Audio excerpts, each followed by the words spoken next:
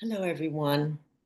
I am Lynn, Dream Girl Writer, and I wanted to bring you a dream that I had this morning while it was still fresh and quite raw, and both to be vulnerable to express it without having the time to really finesse it or to assimilate the full message of it, as well as to bring it to you while it was fresh, because therein, for me, I think lies the power of unpacking my dreams, the power of the sacred power of dreams.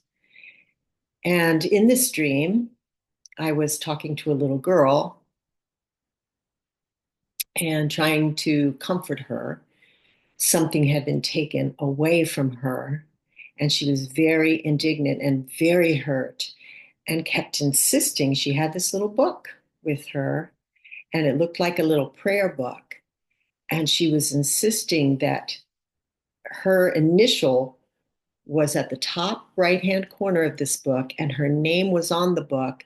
And on the inside pages, she was showing me the inside pages of this book where it confirmed that she was the owner of this book. And that ownership was the proof that someone else had taken something away from her that was hers. And I'm trying to comfort her, but only on an intellectual level, because I'm um, I'm not her mother, or I don't think I'm her mother in the dream.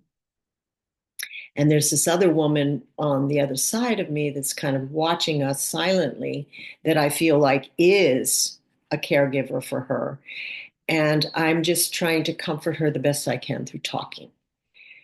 And she keeps insisting. I mean, it's heartbreaking how hurt she is, and to see this, but she keeps insisting that this thing that has been taken away from her needs to be returned to her. And so initially I'm across the counter from her in a kitchen, and so when I kind of realized that I'm getting nowhere trying to comfort her in this way, I walk around the counter and get to where I'm facing her, face to face with her, and I look deeply into her eyes. And it's very, very difficult for me to face her vulnerability, and it makes me feel like maybe I'm imposing on her, or that I'm being too intimate or too close with her. And as I'm sitting, and she's got beautiful eyes and a sweet little face, but I do notice there's a scar on her face, like as if something has recently happened, like she's been hit, or she's fallen, had an accident. And then her left eye also is clouded over, which is really, kind of incongruous to me. It almost looks like a cataract type of thing. And it's I only see it when I get up close to her, and I find it a little disturbing that a child of that age would have one eye clouded over.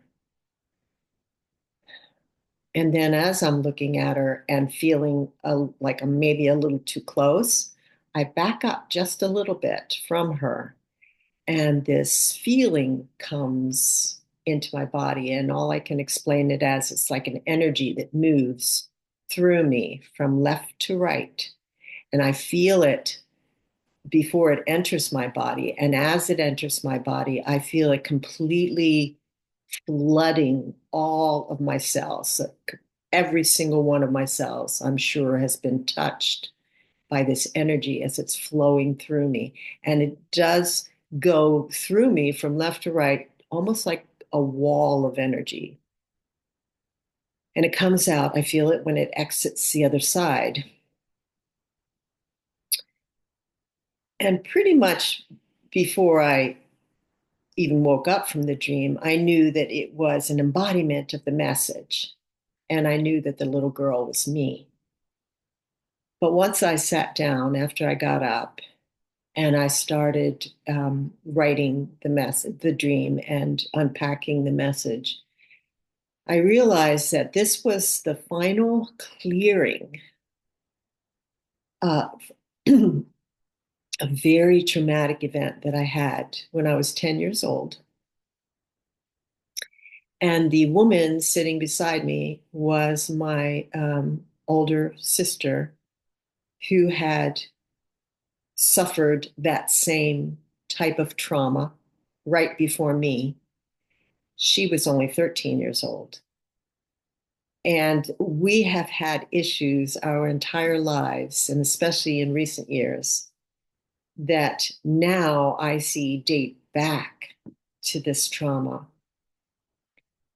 And the clearing that I received with this dream message going through me was the return of my innocence.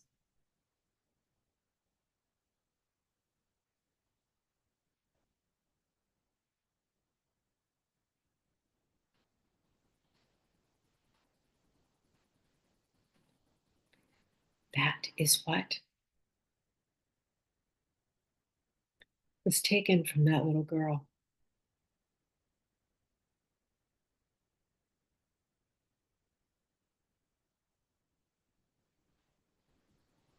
And she had it on record. That belonged to her. Her name was on that book.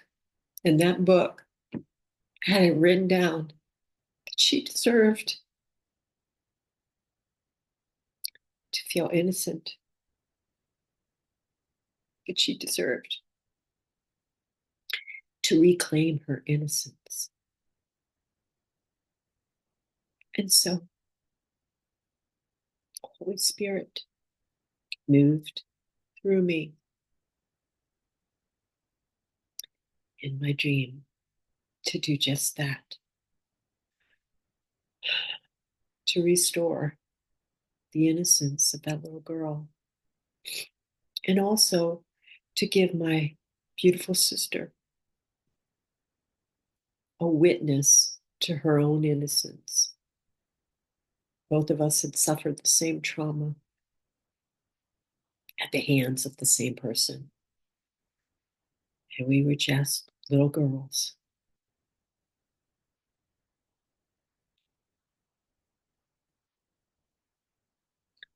So I offer you this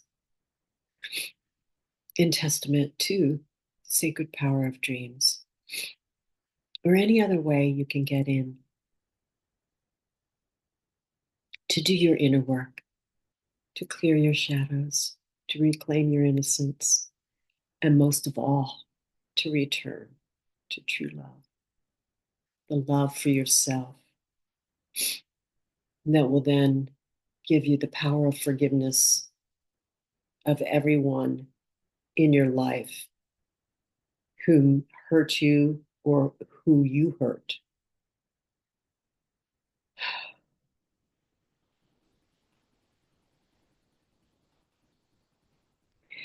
Please let me know if I can be of service to you in any way.